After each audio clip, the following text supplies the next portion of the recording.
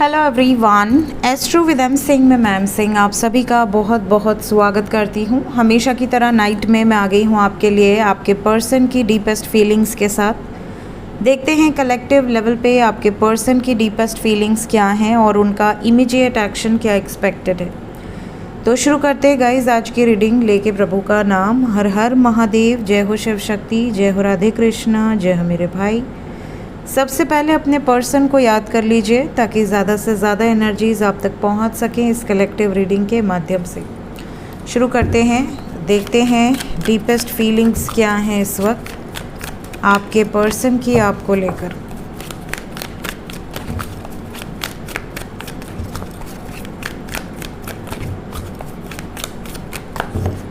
Please guide करें।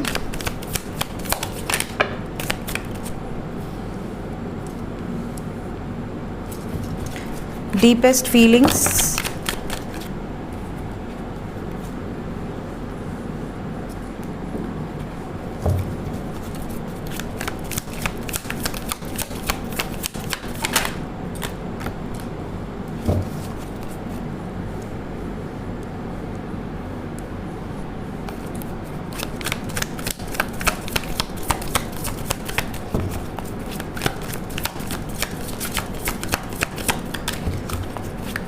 two more cards.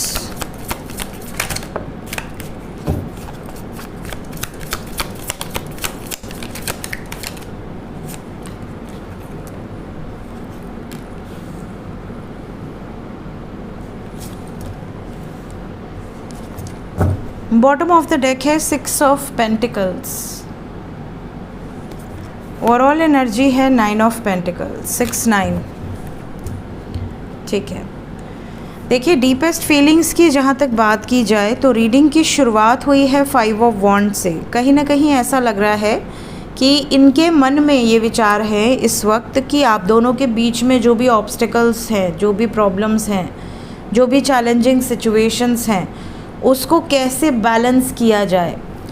अब वो चैलेंजिंग सिचुएशन या तो आपकी फैमिली हो सकती है, इनकी फैमिली हो सकती है, या आप दोनों के बीच में कोई कहासुनी हो सकती है, चाहे आप मैरिड कपल हो या अनमैरिड कपल हो।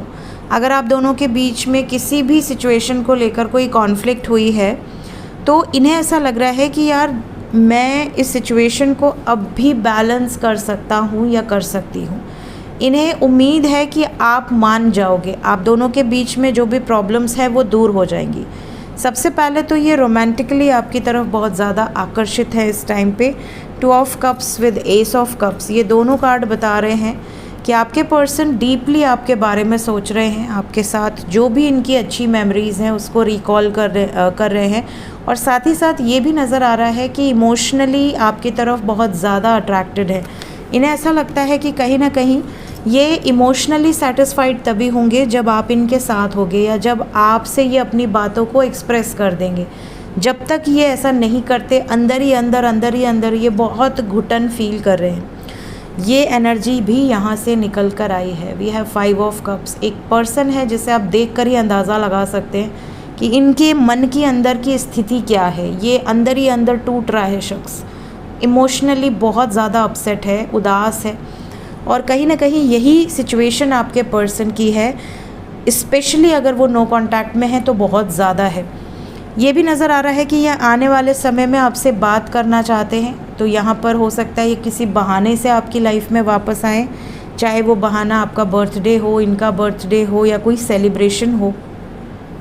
ये भी नज़र आ रहा है कि आपके पर्सन इस टाइम पीरियड में बार बार आपकी इमेज को देख रहे हैं, जैसे आपकी फ़ोटोज़ हो गई, आपके ऑडियोज़ हो गए, आपकी ओल्ड चैट्स हो गई। इस टाइम पीरियड में बार बार ये ओपन कर रहे हैं, बार बार आपका सोशल मीडिया अकाउंट छान रहे हैं।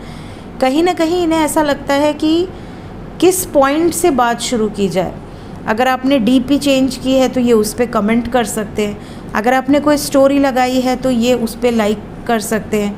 कहीं ना कहीं उसके थ्रू कोई मैसेज शुरू हो सकती है, बातचीत शुरू हो सकती है। और अगर आप दोनों ब्लॉक सिचुएशन में हैं, आपने उनको ब्लॉक कर रखा है या उन्होंने आपको ब्लॉक रखा है, तो ये अनब्लॉक कर सकते हैं।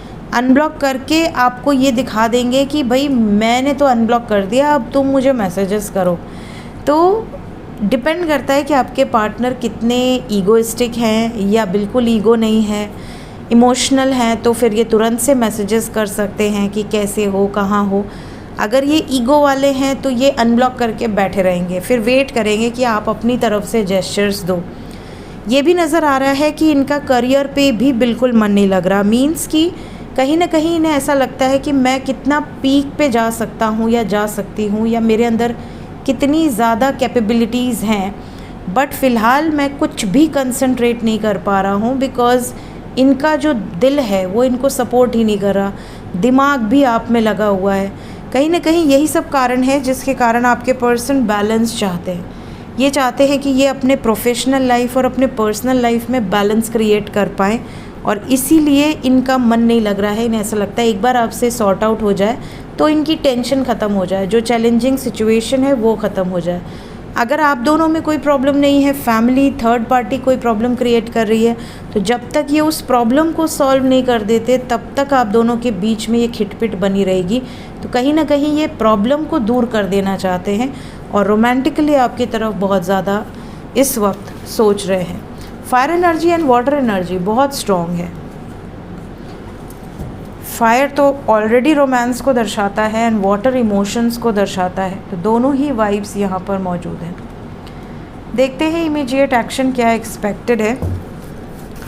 कल रात को और आज सुबह इस चैनल पे वीडियो नहीं पोस्ट कर पाई क्योंकि मेरी दादी की बरसी थी, तो हर साल बरसी जो मनाई जाती है तो उसमें इतना समय लग गया कि मैं सिर्फ एक ही चैनल पे फ़िलहाल एनर्जी पोस्ट कर दी थी कि एनर्जी आपको पता चल जाए।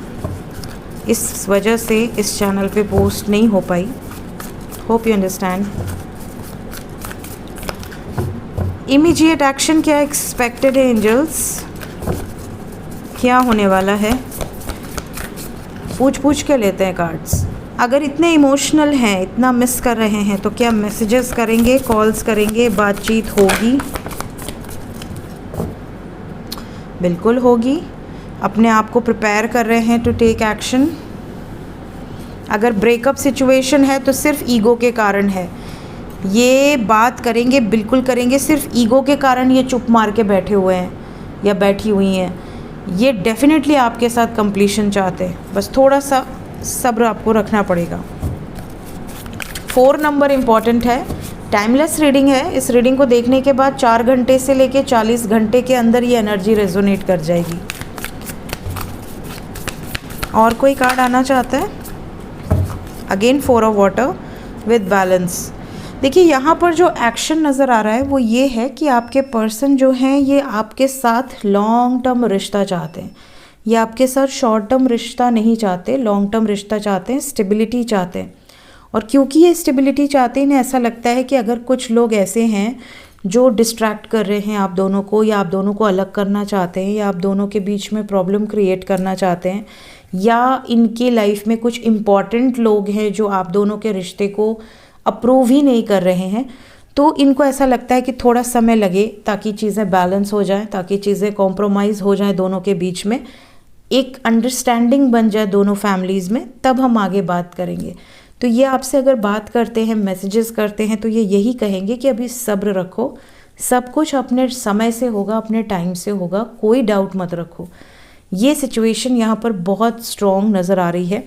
आपके पार्टनर भी इस वक्त बैलेंस क्रिएट करने में लगे हैं, सिचुएशन को नॉर्मलाइज करने में लगे हुए हैं, और आपसे भी ये चीज़ें एक्सपेक्ट की जा सकती है।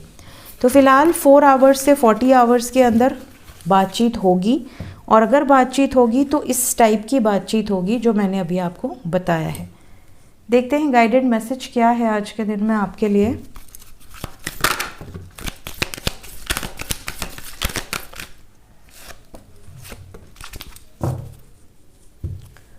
बॉटम ऑफ द डेक है death. I am learning that endings are merely beginnings. यहाँ पर आपको कहा जा रहा है कि अगर कोई सिचुएशन एंड हुई है तो इसका मतलब ये नहीं है कि अब वो ख़त्म हो गई और अब कभी कोई नई शुरुआत नहीं होगी। अगर आपकी लाइफ में कुछ सिचुएशंस रिलीज़ हुई हैं, एंड हुई हैं, तो तैयार रहिए, क्योंकि एक बहुत ब्यूटीफुल सा न्यू बिगनिंग आपकी लाइफ में होने वाला है। एंजल्स आपको ये भी कह रहे हैं कि अगर आपकी पास्ट में कुछ ऐसी सिचुएशंस आपने देखी हैं जो कि कोई भी देखना नहीं चाहता। कुछ बैड फेज़ आपने फेस किए हैं, तो उस फेज़ के लिए किसी को ब्लेम मत करो। एक्सेप्टेंस मोड पे रहो कि ठीक है, जो होना था वो हो गया, और जो होगा आगे वो बहुत बेहतरीन होगा। इसके अलावा अपने पर्पस पे बहुत ज़्यादा अलाइनमेंट में रहिए। पर्पस हर इंसान की लाइफ में कई पर्पसेस के साथ इंसान धरती पर आता है। आपका पेंडिंग कर्मा क्लियर करने, आपका लाइफ पर्पस, इस लाइफ में आप किस पर्पस के साथ, किस गोल के साथ आए हैं, आपकी सोल का क्या पर्पस है, आपकी आत्मा क्या पर्पस लेकर आई है, और साथ ही साथ आपके लाइफ में आप अपनी सोल को कितना असेंड कर सकते हैं।